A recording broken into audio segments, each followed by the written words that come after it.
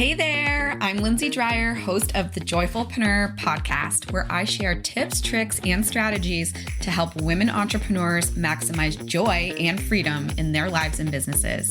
Let's dive into today's episode. Welcome to the continuation of my conversation with Katy Widrick, the marketing funnel queen.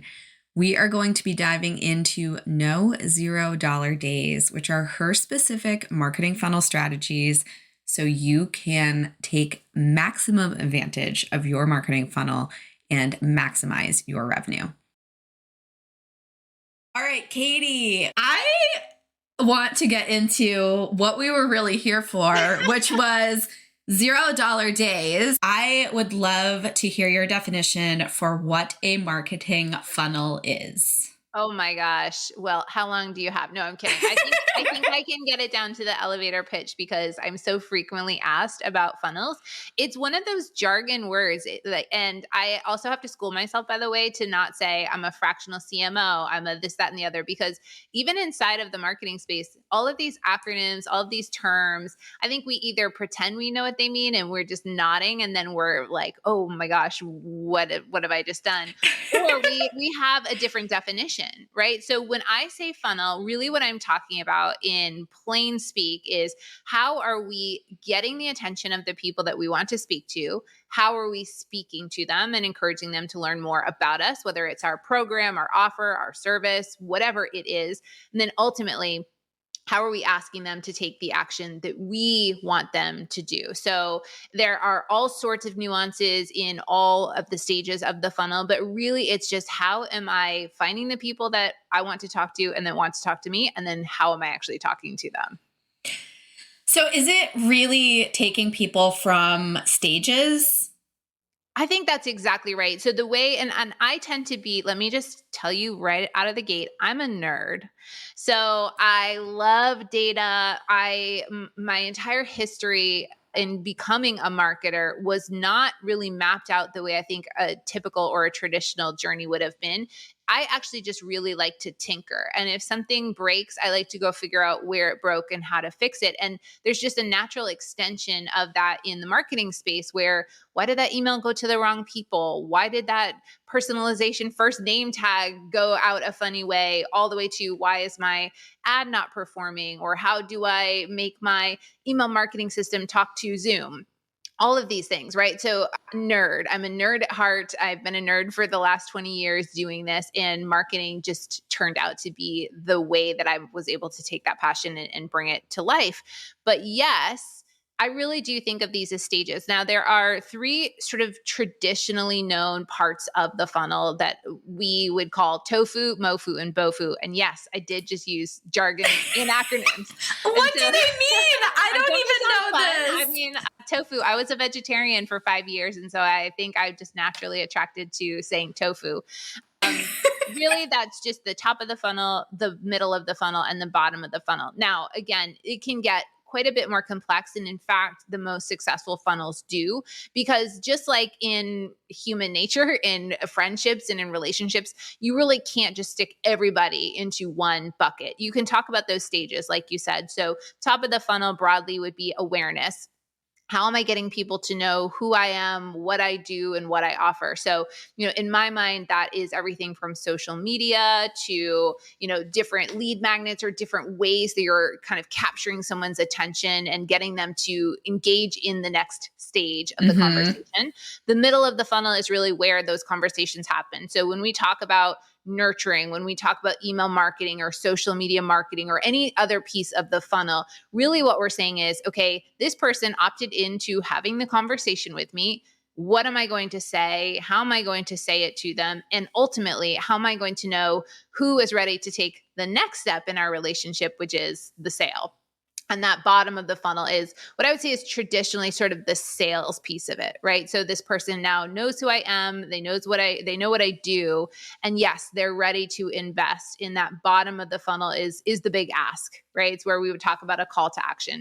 But even inside of that, I think it's really important, and this is where I do my best work and where I have the most fun, frankly, is to expand beyond that and say, okay, if somebody is in the middle of the funnel, not every middle of the funnel person is the same. has the same pain points, has the same interests, is at the same stage of interest as everyone else. So really carving that out and almost parsing those stages a little bit more and saying, this person is in the middle of the conversation with me, but I know that they're really interested in investing in me or my offer because they have visited my sales page 10 times, where this person over here, maybe they're kind of just still in the getting to know me phase.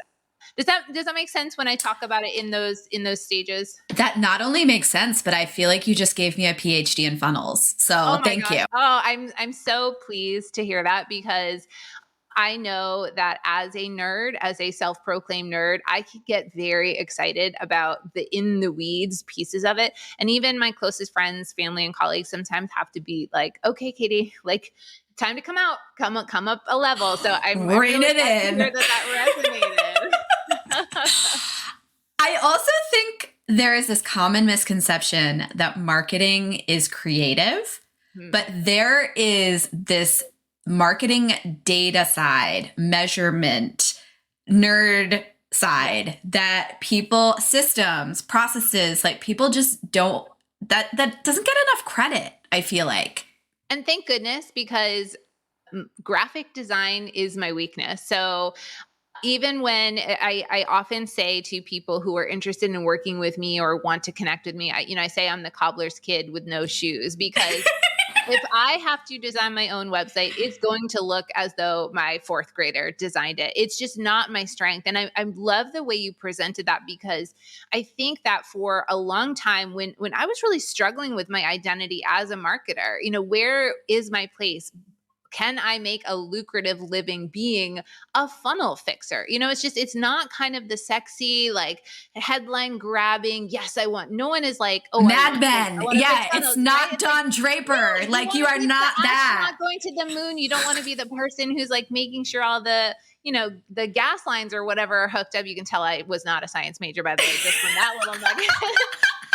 but that's so again, that's a little bit of a sort of a rabbit trail, but I love that you brought it up, because for a number of years, especially earlier in my career, I really thought, okay, well, the only way to be a successful marketer is to be the big personality who's out front, or is such a genius with creative design, or is such a genius with X, Y, and Z. And thankfully, I have learned to really hone some of my skills, particularly in copywriting, persuasive sales copy, that type of thing. I've also, by the way, had to really become a CFO at times, and a CTO and a COO, and like all of these different areas, because you can't just do marketing. I'm using air quotes for people who are listening. They won't see my air quote fingers, but you can't just do marketing without considering the impact on the systems, or are we doing this because it's generating money, or what am I not considering? But with that said, I have successfully, thankfully, found a really great career, what I'm passionate about, and one that is in a lot of demand from visionary CEOs in particular, who do want to be that big vision caster, who do want to be chief ambassador, and don't ever want to get in the back end of their website, don't ever want to look at a spreadsheet, don't want to know how an email list is segmented, but they want to trust that it is being done with a high level of excellence. So I've been able to carve that out, and I'm very thankful. That is so awesome. And so much of my coaching is around, what do you love doing in your business? And if you don't love it, get rid of it. Or if you're horrible at it, get rid of it. Give it to somebody else to do, because it frees up your energy. It frees up your time. It frees up your creativity. You don't have to beat yourself up about not being a data nerd if you're not a data nerd. Like, if you don't love it, don't do it. That's exactly right. And I have really taken a lot of comfort and, I guess, professional development in the concept of zone of genius. So, you and your listeners may be familiar with zone of genius, zone of competence, and so on. But that has really become important for me to stay grounded and centered in who I am and what I offer, because I have unfortunately found out the hard way that when I say yes to everything, or I try to be the Swiss Army knife, and I am good enough at all of those things. And I imagine many people listening to us chat are good at a lot of those things, but you can't be great unless you really focus and you say, this is the highest value that I have. And nothing makes me happier then working with primarily a visionary CEO. There's certainly other founders who have different, sort of archetypes and skills, but it's really that visionary CEO that will come in and say, I know that I can do all the things. In fact, I have been. That's how I got to where I am. But the thing that is the highest value for this company and for this team is for me to go hard in this direction. And I need someone else to go hard in the same way. And I love that. It also really increases all of the good things and decreases the bad things. It's the team is communicating better. The audience has a lot more clarity on what is being offered. And yeah, I love being behind the scenes. I have enough of an ego and, enough of a voice where, I want to make sure that whenever I can, I'm still sharing my own story and my own thoughts. But I would say that's more of a personal thing too. My career and my work, I'm very happy to be behind the scenes and doing great work that moves something forward. And then just looking for these other platforms to talk about the things that I'm passionate about. It doesn't necessarily have to be creating a business in the same way that another founder or a CEO would do. So let's get into the actual nitty gritty. And we're going to talk about middle of the funnel marketing. So tell me about the middle of the funnel. The middle of the funnel is where the magic is. So top of the funnel, and I get it. It's sexy. It's fun. Top of the funnel is the Instagram following and the TikTok following, and you're going live, or, it's all of these things. That's fun. And you have to do it, right? There's no middle of the funnel unless you do top of the funnel and generate leads and get people to know about you. But the middle of the funnel is, for me, where the magic is, because this is where your systems and your automations and your strategies, right? The things you're blueprinting before you ever touch your website, before you ever touch your email service provider, whatever it is that you're using. All of these come together because the middle of the funnel is where you're having these conversations with the people who have said, yes, please tell me more about you and what you're offering. And most importantly, it's where you can be really intentional. I know that's a word that we love to use together now. Really intentional about your messaging. So this is where you get out of broadcasting and more into narrowcasting. And so if you think, and I'll oversimplify for just a moment, anybody who comes and is looking at your product really is going to have, one of maybe 4 pain points. That, again, that's very, very oversimplified. And every product, every service provider has a different audience with a different struggle. But generally, you can think, people are not going to invest in me because it's the price, or because they don't know that this is for me, or they're fine with the price and they know it's for me, but they are not sure that it's actually going to work. Like, what's the value of doing this? And then there's sort of this other bucket where they really just need to know that you hear them, you see them, and that they're not just on your list, right? So those are, I would say, the 4 sort of common buckets that fall into any funnel where you're having these conversations. Well, the person who has a legitimate price objection, which, by the way, is usually value, right? It's not the money. It's usually, am I getting enough in return for the money? Why should I spend this money on this and you instead of that and that other person? The objection and the messaging and the conversation that you want to have with that person is very different from the person who's like, yeah, it's not, I'm in on the money, but tell me how someone like me has benefited from this in the past. And the way that you find those people is by middle of the funnel conversation. So again, I'm a nerd, so I'm going to nerd out for just a moment. But, one of the most effective ways I find to do this is the first option, and one that I use on almost every funnel, is to ask what I would call a qualifying question right at sign up.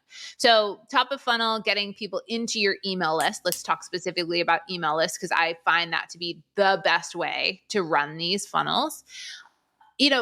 What question can you ask when you're collecting the other information? So if you're collecting their first name, their email address, maybe their phone number, is there a question that you can use on a drop down or a checkbox that's quickly going to tell you what bucket they're in? So if I was working on a funnel for a business accelerator, I might ask, which of the following best describes your biggest challenge to growth in 2023? Is it I'm overworked and I don't have time? I don't have enough. Is it I don't have enough leads or prospects coming into my business? Is it I am stressed about systems and processes and I don't know how to make the back end work? Right? These are all just random examples that I would put in there. They're good examples. Yeah, well, I was gonna say I might need to I'm like writing a few of these down. I'm like, okay, nuggets. Qualifying question. The reason I like to do that is there's almost no friction. That's not gonna, if somebody wanted to get the resource that you were giving them or the offer, that one question is not gonna stop them. Now, if you ask them an intake form with 20 things, they're gonna bounce. You need to keep this as easy as possible. So ask them the one question, name, email, phone number. Frankly, we all have that in our auto save. It's like, I can't remember the last time. You just click once and it's done. Exactly. So then you ask them that one question. And what that allows you to do is now in the back end, again, we're talking about funnels, maybe you send them the initial thank you email. Thank you. Here's this thing you asked for, blah, blah, blah, blah, blah. But emails 2, 3, 4, 5, you know now exactly what their struggle is. So why would you be talking about, growing a team if your ideal person is saying my biggest challenge is leads? Why would you be talking about systems if the person told you that their biggest challenge is team? Mm-hmm. Now, I'm making a big assumption, but I think based on my experience, this is true, is that the offer that you're making is actually going to hit all of those pain points. It's going to help them get leads. It's going to help them, figure out their team. It's going to help them with their systems. It's going to answer all of those things, but you're really like poking into that one pain point. And the more that you can narrow cast and personalize the funnel, the better. I would do that and explode it through the whole funnel. So again, let me just nerd out for one more moment and say, this isn't even nerding. This is just like golden nuggets. Just keep. You want nerdy stuff? I'm getting so excited. In the funnel, we've asked them their qualifying question. We've taken them down the branch A, B, C, D. Now, let's say I'm in the A branch, and these are people who say, "Oh, it's price." Right. So then you can actually do something. This is a really simple one that I do. Again, sticking with what would be a really simple way for someone to tell you about themselves without thinking they're telling you about themselves. So an example in an email would be, which of the best describes something you're trying to achieve in 2023. I want to have my first 10-figure month. That's option 1. I want to work fewer than 20 hours a week. That's option 2. So again, like pick whatever it is. All of those links could go to the same thank you page. Thank you so much. Right? That's like, that's step 1. Now, when I do this, by the way, I do custom thank you pages. So that's so great. Actually, here's a case study of so-and-so who went from $3,000 months to $10,000 months because X, Y, and Z. Here's a case study of somebody, or here's a video of somebody talking about how she went from working 50 hours to 20, but made more money. So like you can do those in stages too, right? If step 1 is just get a basic thank you page, but in the back end, you're branching them again, right? So now you know that this person has a price objection to your offer. I can't afford it. And you know that they are trying to get their first 10K month. So now what are you offering them? Is it jump on a one-on-one call so we can talk about this? Is it sending them that case study by email? Is it inviting them to a workshop where you're talking about this topic? Whatever it is, that's how the funnel can work for you. And so even if you had 50 people in the funnel, doesn't have to be 500 or 5,000. If you had 50 people in this funnel and each one of those 50 feels like, oh my gosh, this is exactly what I needed. She's literally speaking to me. She's meeting me where I am. That's where the magic happens. And that's the biggest difference. And I have seen this from clients and partners that I've worked with who have tens of thousands of new leads a month. That's not an exaggeration, 20,000 new leads a month. I have found that adjusting the funnel for the person with 200 leads a month is as effective in both cases. And again, depending on the product that you have and the pricing, you can actually generate as much or more as that person with the huge list if you are, again, intentional about it. So that's what I mean by funnels. And just to put a fine point on the no dollar days, because this is something I'm really passionate about. In that funnel, if you do this, if you say, I am clear on the person I'm serving, and now I'm clear on what they need, because they've told me or they've clicked a link. Right. And they've clicked this blog post about X, Y, and Z. So I know they're interested in this. What you can do is you can figure out like what's the fastest way to get some money from them, because we all know that it's easier to sell more to somebody that's already paid you than to make that first sale itself. Right. So again, this is where I would develop the whole product plan. And remember, I do this for myself and I do it one bite at a time, right? If you look at a finished business plan, it's going to have all these products and all these branches, but like we all start with just the one thing or like the one email, right? You can't do it all at once. But what can I do today? What is there something I can offer to the people who opened my last email and clicked on this blog post about X, Y, and Z? If I take those 5 people that clicked, can I make them an offer? Hey, let's jump on a call, a paid call. Maybe that's the entree. Maybe I sell them a low cost digital product. Maybe I do a group workshop where I invite 10 people and it's, X dollars. That's what I mean. It's the way of thinking about your monthly, your quarterly, and your annual revenue goals and breaking them up literally into daily chunks. And what I find personally is that even if it's, hey, I need to figure out a way to make $50 today, $100, $1,500, whatever stage of business you're in and your goal, whatever that number is, if I know what the number is and what products I have, I'm going to go get that money. It's just a mentality shift. Okay, what am I doing today? What's the highest value I have to myself, to my clients today? It's to go bring in X. You need to go fishing in the middle of the funnel. Exactly. And again, the way that you can do that effectively is not to send your whole entire email list, every offer all the time. Like that is the fastest way to fatigue and frustrate your audience, and it doesn't work. But if I know, hey, and again, like I get creative and I'll just apply it to myself. I know my numbers in and out every day. It's just that this comes from corporate too, like understanding the way profit and loss statements work and really applying that to myself as a CEO and working with my clients to do the same. But if I know, hey, I'm a little bit short because, I lost that client, or this one didn't bring in as much, or X, Y, and Z, or I took time off and I lost some revenue that way. Well, okay, here's what I can do to creatively problem solve. I'm going to offer the next 5 people who say yes to a one-on-one strategy call, I'm going to offer them a discount. And I'm happy to do that because the money that's coming in more than offsets that gap. Does that make sense when I say that? And I just find that too many people wait and they look at the end of the month. My goal was this. I can't believe I didn't hit it. Well, you didn't hit it because you weren't doing something every single day to make it really easy for your audience to invest in you. And the funnels, especially if you have them optimized and you're then able to go do that fun, sexy top of the funnel work, that every lead that you bring in has if not a 50-50 shot, certainly like a 25% shot of investing in you. Everything else becomes more fun at the top of the funnel when you've done that. Yeah, it's like, well, you're basically dealing with people who are warmed up. And so yes, exactly it. And don't feel like they're being sold to. Like just feel like they already like you. Know you. Yeah, they're already into you. Exactly. So, all right, how do you get your audience to actually give you information without you asking for it? Yeah. So how can I say this without seeming sneaky? Because creepy?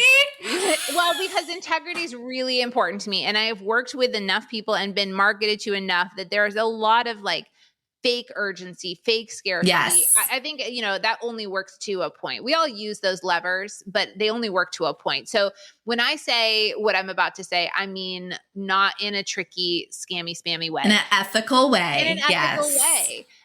And I sort of referenced the example just a moment ago, but one of the most effective things to do is just to track what people are doing in the email anyway. And you, not them, you decide, what does that tell me about them? So for example, if I were to send a newsletter out to my audience, which I do, I might say, here's, I do sort of a curation of news, if you will. So I say like, here's what's happening in the world of marketing right now. And I'll literally link to TechCrunch or Forbes or Entrepreneur or whatever it is, and I just say like, here's my thought. But if they click on a link about more and more people are trying to leave a corporate job and get into freelancing, I know that they're probably interested in leaving a corporate job and getting into freelancing. Isn't everybody though? Everybody is. Everybody is. Just the way that I know if I say, are you interested in, improving your equation and spending less time making more money? If so, this is a great X, Y, and Z. Well, if they click that, then I know that's their pain point. So literally everything that happens on the back end gets tagged or triggered or segmented depending on what the tech stack is. And that's what I mean. It's just like constant, and you don't have to do anything right away. You certainly can. Like a fun one is to say, 24 hours after they click this link, tag, and they're tagged as this, send them an email. Hey, I saw that you were also interested in leaving corporate to go freelancing. I'm hosting a blah, blah, blah, all sorts of fun that you can do with automations there. But it also just gives you a way to collect data over time, over days and weeks. And then you know that you've got this new group of people that are ideal targets for whatever the offer is. I think you just have to be really disciplined about that. Tag everybody. You decide what the intention is. If they click this, what are they telling me? Or what would I then know about them? Or could I make an educated guess? And then you can't just let them sit there if you want to have no $0 days. You have to then say, okay, so this week or this day, I have this that's a good fit for this. Let me go tell them that I have it and invite them to take part. But that's how I do it. It's very rare that I will say, please take this survey or reply and tell me this. I just use their actual activity to tell me what I need to know. I love that. Okay, this is more of a techie nerd question. What are your favorite platforms? Oh boy, I've used them all. So my holy grail platform, the one I love the most is HubSpot. So expensive, but it's so good. Expensive. That's why it's holy grail, like gold, triple gold stars.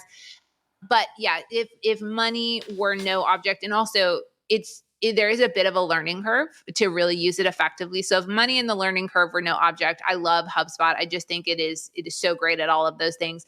With that said, I have become I'm a ConvertKit fan for email marketing. I don't think that's great for an all-in-one CRM, customer relationship manager and email service provider and the things. But I do love ConvertKit for email segmentation, which is primarily the work I do. And then I would say more and more of my clients these days are using Kajabi or are using like Funnel Gorgeous or some other platforms where it's all in one. And I like them fine. I think the biggest takeaway is that any platform that tries to tell you this is like set it and forget it, this is right. It's just not. You and I and your listeners we know that that's not the case. But in terms of like kind of having as many features and as many of these simple things, I find those to be really good. But I'm working on an Active Campaign account right now. I'm working on a Keep account right now. I still have some people on legacy MailChimp accounts. So, precious. We're going to get them off. We're going to get them off those platforms. But yeah, those would be the ones that I'd pick. Okay, awesome. That's great to know. What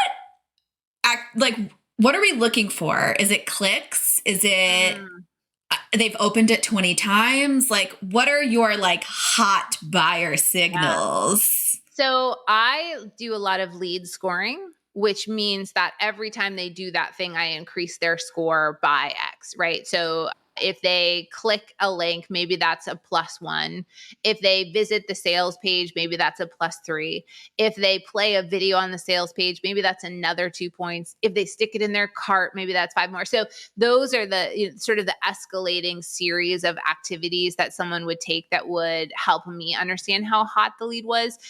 If somebody clicks every email, that's a great sign. But if they don't do anything beyond that, I'm not fully convinced that they're anything more than just a looky-loo. So I don't find that yes, there are some things like, are people opening it? Are they clicking? Just making sure like baseline metrics are covered. Is there something that went really wrong? All of a sudden, if an open rate tanks, I'll try to figure that out. But yeah, I would say that lead scoring, which again is usually a function of me sort of stepping back and saying, what is the highest intention for somebody that's going to buy, and reverse engineering it. If they get it into the cart, that's usually the hottest.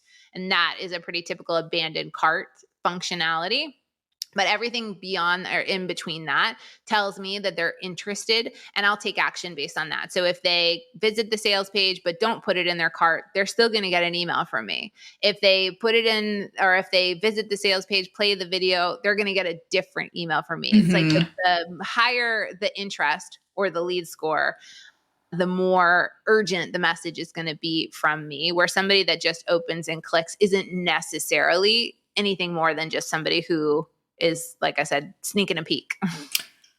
So for the solopreneur or a small business owner who doesn't have the marketing team, they have this funnel. How often should they be going in and checking out their leads and what the scores are and like figuring out what, like, how often should they be checking to see who's hot? Yeah. I would say if somebody is doing this on their own, they should be checking once a week at the very least. So I take a CEO day, even for my own business. And I do a CEO day. It's Friday. I really think of this as like just a retrospective and making sure everything is set up for success for the next week. It's where I balance my profit and loss. It's where I look at my leads. It's where all of that stuff. And I mean, for other clients, and when I was in corporate, this was a daily activity. I know that most solopreneurs, myself included, we really can't. And there's nothing we would do differently, right? If I have a $0 day, I'm not going to panic, or if I have 3 $0 days in a row, I'm not going to panic, but I certainly want to know that week to know that I'm on the wrong trend, because then back to the earlier statement, then I'll say, okay, well, on Monday, what I need to do is now I've actually got that gap to make up. Right. I don't like to get to the end of the month and find that, oh boy, there's something I could have done that would have been effective. That makes perfect sense. All right. What is one book that changed your life? Ooh. Well, I read To Kill a Mockingbird with my father when I was younger. We were talking in the earlier half of this show about parenting, and that was particularly impactful on me. But from a professional standpoint, there is a book called Ride of a Lifetime. I think that's what it's called. Is the Disney book about Disney and creating a culture and like how you make a super profitable corporate entity feel really personal and have a lot of those touch points. And I think about that a lot in funnel building. How's this going to feel personal? Oh, I like that. Put in some personal touches into the funnel. What is your one key? I know you have lots of them. I have lots of them. To living joyful entrepreneurship. We talked a lot about small, impactful decisions. And I think for me, as small as it seems, it's that commitment to doing something every morning that is not work and that is for me. And so again, it's that 90-minute walk has become pretty important to me personally and professionally. And that's the key. When I skip that walk, or if I skip it for 2 days in a row, everything else starts to really avalanche, and I don't like that feeling. So that's the key to me, is making sure that I pour into myself so that I can pour into all of the other things. Oh, so good. All right. If our listeners want to work with you, which they totally should, and find you, what is the best way to get in touch? Well, first of all, I hope they do find me, and I hope that they ask me all the questions and tell me all the things that they learned from this episode, because the biggest thing for me is not about the business side. I really believe in networking and community. My mantra is a rising tide lifts all boats. Same. So whether you want to work with me or not, and you just want to chat about funnels or parenting or whatever else, please come find me on Instagram, which is where I'm most active on social. I'm Katy Widrick. So it's Katy Widrick at Katy Widrick on Instagram. And you can also find all my links and all of my service information, my own podcast, etc., at katywidrick.com. We will have all of that in the show notes as well. Thank you so much, Katy. You're my first two-parter, but this was really important stuff.